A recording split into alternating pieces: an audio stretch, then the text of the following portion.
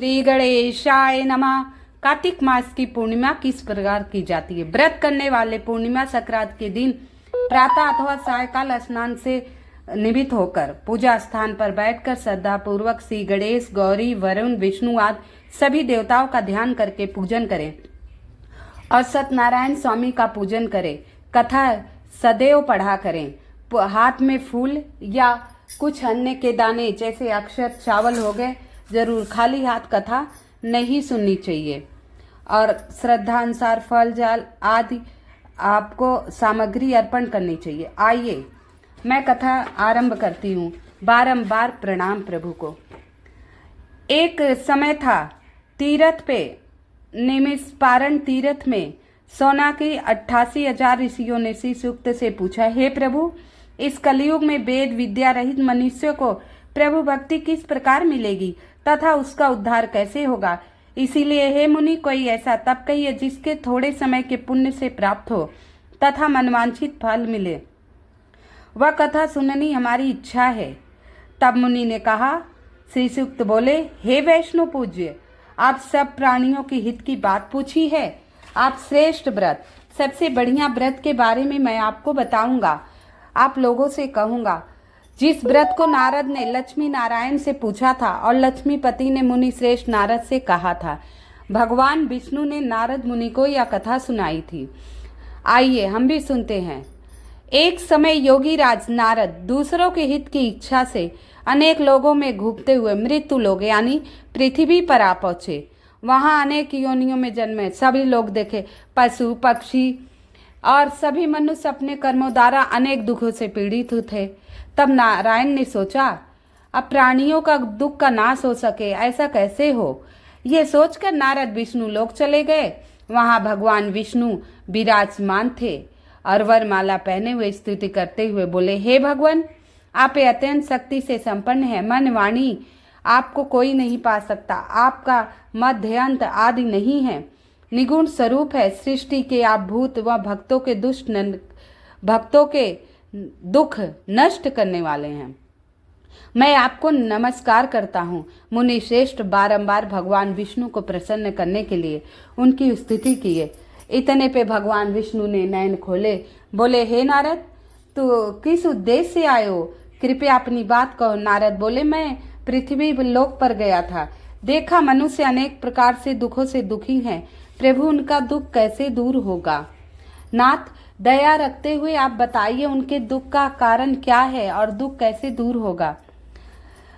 तो भगवान बोले, नारद, मनुष्यों की भलाई के लिए तुमने बहुत अच्छी बात पूछी है।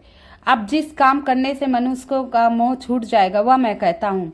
भगवान ऐसा कहते हुए उन्होंने कहा, स्वर्ग और पृथ्वी को एक दुर्लभ उत्तम व्रत बताऊंगा जिसे करने मात्र से सारी दुख दरिद्र हर उठेंगे। नारद ने कहा, भगवान, वो व्रत बताइए। तो भगवान ने कहा, वो व्रत है पूर्णिमा तिथि का व्रत है। जो भक्ति और श्रद्धा से करेगा वो सब स्थान पे विजयी होगा, उसके संतान प्राप्ति होगी, कभी किसी प्रकार का दुख नहीं होगा। भक्ति भाव से नैवेद्य, केले के फल, घी, दूध, गेहूं, चूर, सवाया ले, गेहूं अभाव में साठी का चूर्ण ले, शक्कर गुड़ लें और भक्षण योग जमा करवाएं और मंदिरों में दान दे के आए। अगर ब्राह्मणों को भोजन ना करा पाए तो मंदिरों में दान दें। आइए कथा आरंभ करते हैं। कहते हैं, कुछ समय पहले की बात है। सुंदर काशीपुरी नगरी एक अत्यंत निर्धन ब्राह्मण रहता था। वह भूख और प्यास से बेचैन था। नित्य पृथ्वी पर घूमता और भिक्षा मांगता। ब्राह्मणों से प्रेम करने वाले भगवान ने ब्राह्मण को दुखी देखकर बूढ़े ब्राह्मण का रूप बना लिया। अब ब्राह्मणों से बहुत लगाव रहता है प्रभु को, और बूढ़े ब्राह्मण का वेश बना लिया। आए और उनके पास आकर आदर से पूछा, हे विप्र, नित्य दुखी और पृथ्वी पर क्यों घूमते? ब्राह्मण ने कहा, मैं निर्धन हूँ, भिक्षा के लिए पृथ्वी पर घूमता हूँ। यदि आप इसका उपाय जानते हो तो हे प्रभु बताइए। वृद्ध ब्राह्मण बोला, सत्यनारायण मनवांछित फल देने वाले हैं, इसीलिए हे ब्राह्मण, तू उनका पूजन कर और सब दुखों से मुक्त हो जा। ब्राह्मण ने सारा व्रत का विधान पूछ लिया और प्रभु ने बता दिया और फिर अंतर्ध्यान हो गए। अब इस व्रत को ब्राह्मण मैं करूंगा ऐसे सोचकर उसे रात भर नींद नहीं आई। सवेरे उठा और सत्यनारायण व्रत का निश्चय करने के लिए भिक्षा लेने गया। उसने संकल्प कर लिया, आज सत्यनारायण का व्रत करना है मुझे। आज जब बहुत सारा धन मिला उसको उस दिन, अब भगवान के संकल्प लेके निकला तो उसको इतने धन मिले, वो विधिवत सत्यनारायण भगवान का व्रत किया और दुखों से छूटकर बहुत संपत्ति वाला हो गया। हर मास वह सत्यनारायण भगवान का व्रत करता, सभी दुखों से छूट जाएगा। इस प्रकार भगवान विष्णु ने नारायण से कहा, बोला इसी प्रकार जो जो इस व्रत को करेगा और कथा को सुनेगा उसे सब प्रकार की सुख समृद्धि मिलेगी। एक समय एक ब्राह्मण धन और ऐश्वर्य के अनुसार बंधु बांधव के साथ व्रत करने को तैयार हुआ। उसी समय लकड़ी बेचने वाला बूढ़ा आदमी आया। बाहर लकड़ियों को रखकर ब्राह्मण के मकान में गया। प्यास से दुखी लकड़हारा उसे व्रत करते देखकर ब्राह्मण को नमस्कार करके बोला, आप ये क्या कर रहे हैं? ये करने से क्या फल मिलता है, मुझे बताइए। ब्राह्मण का सब मनोकामना पूर्ण करने वाला सत्यनारायण भगवान का व्रत है। इन्हीं की कृपा से धन धान आदि की वृद्धि हुई है। मैं भी बहुत निर्धन था। ब्राह्मण के इस व्रत के बारे में जानकर लकड़हारा बहुत प्रसन्न हुआ।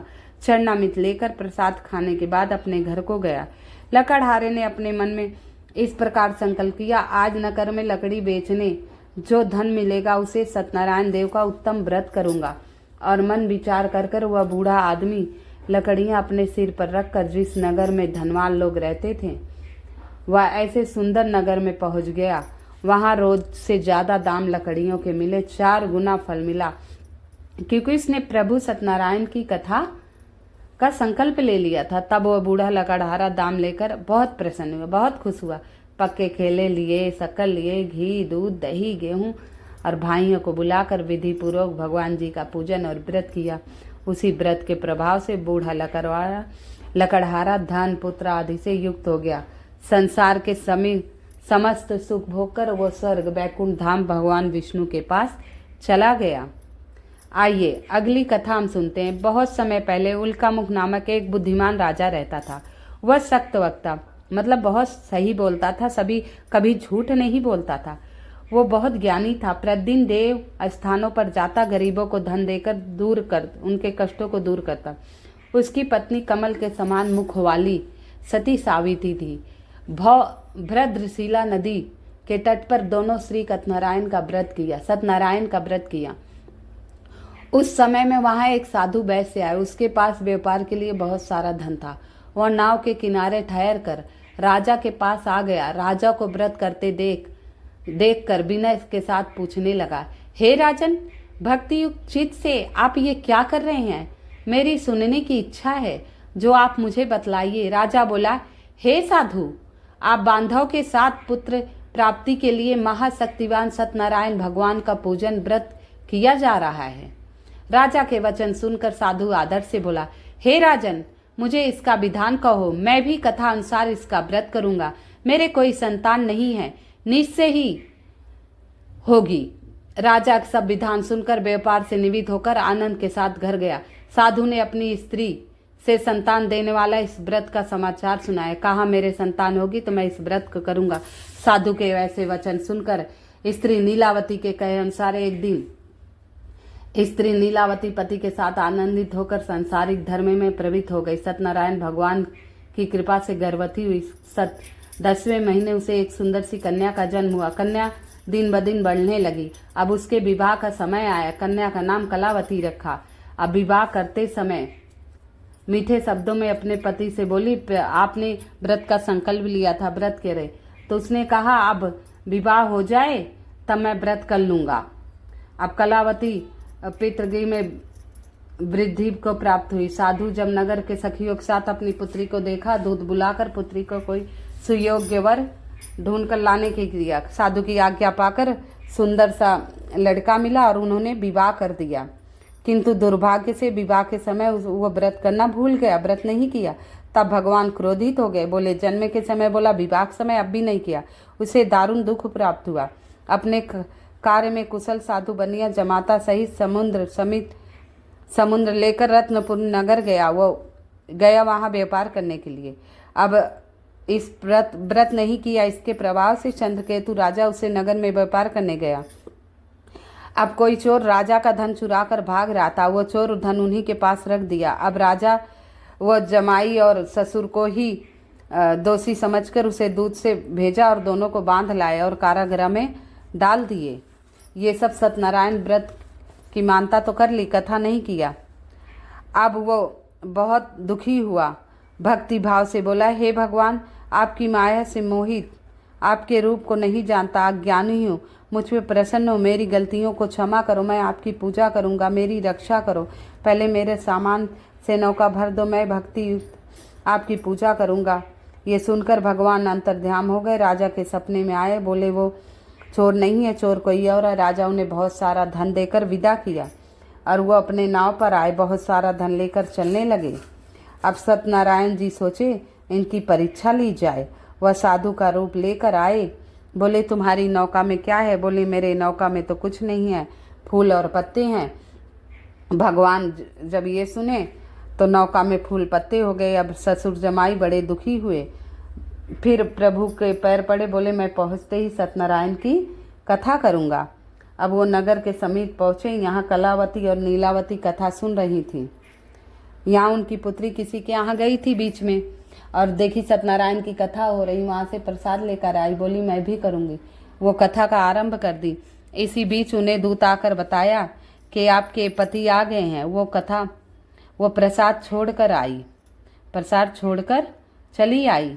जब प्रसाद छोड़कर आ गई तो प्रसाद की अवज्ञा के कारण सत्यदेव रुष्ट हो गए, उनके पति को नाव सहित डुबो दिया। कलावती अपने पति को ना देकर रोती हुई जमीन पर गिर गई। इस तरह नौका को डूबा हुआ कन्या को रोता देखा साधु दुखित हुआ, बोला हे प्रभु, मुझसे और मेरे परिवार से जो भूल है उसे क्षमा करो। उसे दीन वचन सुनकर सत्यदेव प्रसन्न हो गए। आकाशवाणी हुई, हे साधु, तेरी कन्या ने मेरा प्रसाद छोड़कर आई, इसीलिए उसका पति अदृश्य हुआ। यदि वह घर जाकर प्रसाद खाकर लौटे तो इसका पति अवश्य मिलेगा।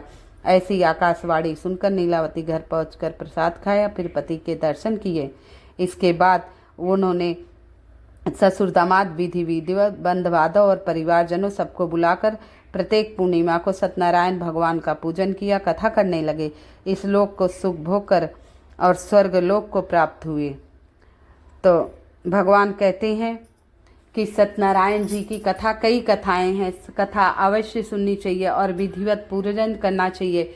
इसके बाद आरती करनी चाहिए, सत्यनारायण भगवान की आरती करनी चाहिए, तभी आपकी कथा संपन्न होगी। बोलो सत्यनारायण भगवान की जय। चौकी बिछाइए, केले का पत्ता लाइए। बहुत लोग नहीं कर पाते तो किसी न किसी पूर्णिमा को सत्यनारायण व्रत कथा अवश्य सुनना चाहिए। भगवान सत्यनारायण सबकी मनोकामना पूर्ण करते हैं। तो आप सभी को मेरी कथा पसंद आई हो तो कृपया मेरी वीडियो को लाइक एवं सब्सक्राइब अवश्य कर दीजिएगा और अवश्य कर दीजिएगा। कमेंट में जय सत्यनारायण महाराज की अवश्य लिख दीजिएगा। आइए आरती आरंभ करते हैं। नारायण प्रभु की आरती आरंभ करते हैं।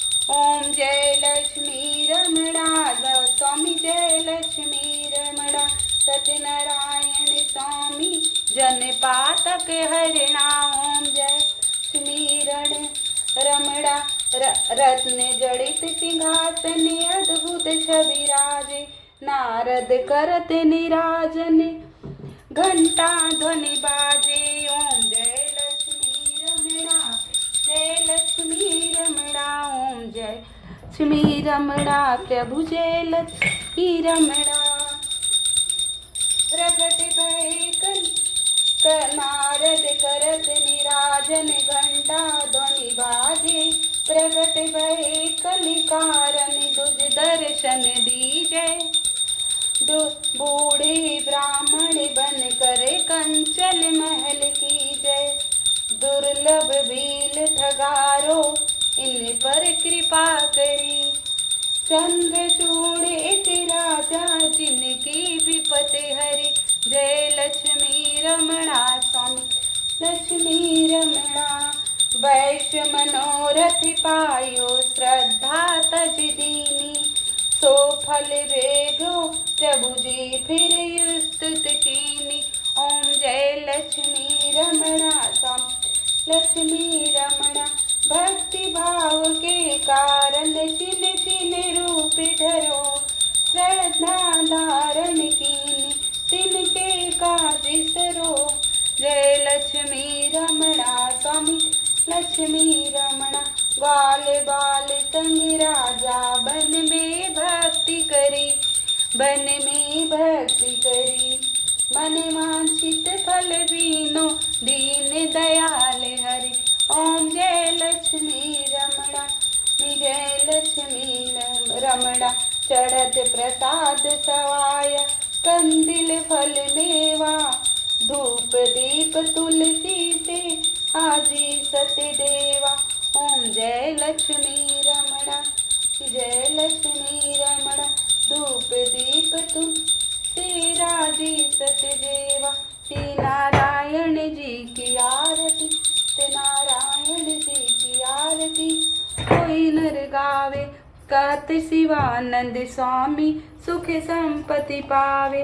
ओम जय लक्ष्मी रमणा स्वामी रमणा। मंगलम भगवान विष्णु मंगलम गरुड़ध्वजा मंगलम पुण्यकाक्षा मंगलाय तनोहरि। ओम सर्व मंगल मांगल्ये शिवे सर्वार्थ साधिके शरणे त्र्यंबके